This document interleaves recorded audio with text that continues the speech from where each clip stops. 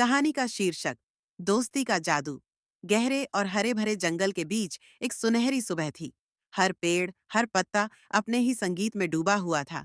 इस जंगल में हर प्रकार के जानवर रहते थे। शेर, हाथी, बंदर, चीतल, खरगोश और कई पक्षी भी। सभी जानवरों का अपना अपना जीवन था, लेकिन जंगल का एक नियम था। जंगल में कोई अकेला नहीं रह सकता। यह नियम जंगल के सबसे बुजुर्ग हाथी बड़बड़ ने बनाया था। इस जंगल के बीच एक नया प्राणी आया, जिसका नाम मधु था। मधु एक छोटी सी भालू थी, जो अपने परिवार से बिछड़ गई थी। वह जंगल के किनारे पहुंची और अकेली और डरी हुई महसूस कर रही थी। जंगल में प्रवेश करते ही उसे एहसास हुआ कि यह जगह उसके लिए बिल्कुल नई है। उसके पास कोई दोस्त नहीं था और उसे डर था कि अन्य जानवर उसे यहाँ स्वीकार नहीं करेंगे।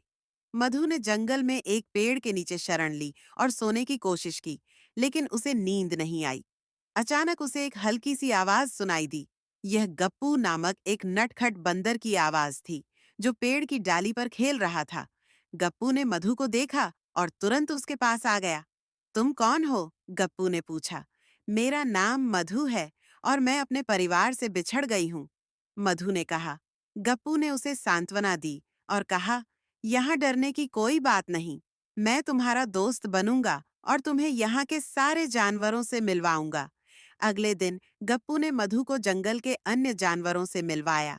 वह उसे शेर राजा से मिलवाने ले गया, जो जंगल का राजा था।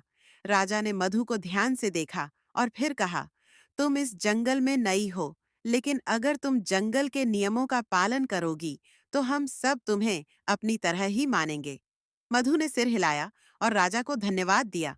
गप्पू और मधु की दोस्ती दिनों दिन गहरी होती गई।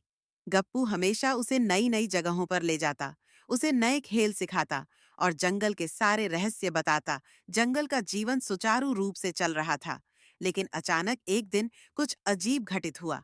जंगल के बाहर से कुछ अनजान जानवरों का एक झुंड आया। ये जानवर जंगल के प्राकृतिक संसाधनों को नष्ट कर रहे थे और किसी से बात नहीं कर रहे थे। राजा और बाकी जानवरों को चिंता होने लगी।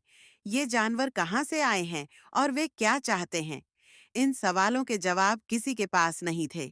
मधु ने अपने दोस्त गप्पू से कहा, हमें इन जानवरों से बात करनी चाहिए। गप्पू पहले डरा, लेकिन फिर हिम्मत जुटाई और कहा, ठीक है, चलो मिलते हैं।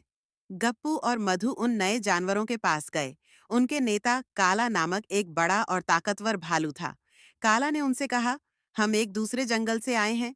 हमारे जंगल में आग लग गई थी और हम यहाँ शरण लेने आए हैं। मधु ने समझाते हुए कहा, यह जंगल सभी का है, लेकिन यहाँ एक नियम है, सभी को मिलजुल कर रहना होगा। आप यहाँ के जानवरों के साथ सहयोग से रहेंगे, तो हम आपका स्वागत करेंगे। काला ने कुछ देर सोचा और फिर सिर हिलाया। उसने अपने साथियों को आदेश दिया कि वे जंगल के नियमों का पालन करें। अब जंगल में सब एक साथ रहने लगे। काला और उसका समूह जंगल के नियमों का पालन करने लगा और धीरे धीरे सबका दिल जीत लिया।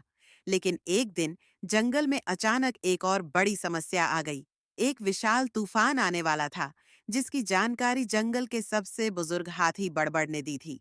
सब जानवर भयभीत हो गए, लेकिन मधु ने सबको एक साथ बुलाया। उसने कहा, हम सब मिलकर इस तूफान का सामना करेंगे। अगर हम एकजुट रहेंगे, तो हम इस संकट से बच सकते हैं। गप्पू, राजा, बड़बड़ और काला ने सभी जानवरों को सुरक्षित स्थान पर ले जाने का प्रबंध किया। सबने मिलकर जंगल के पेड़ों के चारों ओर मजबूत बांध बनाए, ताकि तूफान से जंगल को नुकसान न हो। तूफान आया, लेकिन जानवरों की एकता और सहयोग के कारण कोई जानवर हानि नहीं हुआ। जब तूफान थम गया, तो सबने देखा कि जंगल अब भी सुरक्षित था। मधु की सूझबूझ और गप्पू की दोस्ती के कारण सबने मिलकर इस संकट का सामना किया। अब काला और उसके साथी भी जंगल का हिस्सा बन गए थे और सब जानवर एक दूसरे के प्रति और अधिक विश्वास और सम्मान से भर गए थे। इस घटना के बाद मधु को सभी ने जंगल के नायक के रूप में मान लिया। गप्पू और मधु की दोस्ती पूरे जंगल में मशहूर हो गई। जंगल का हर जानवर अब समझ चुका था कि साथ मिलकर काम करने से बड़ी समस्या को हल किया जा सकता है।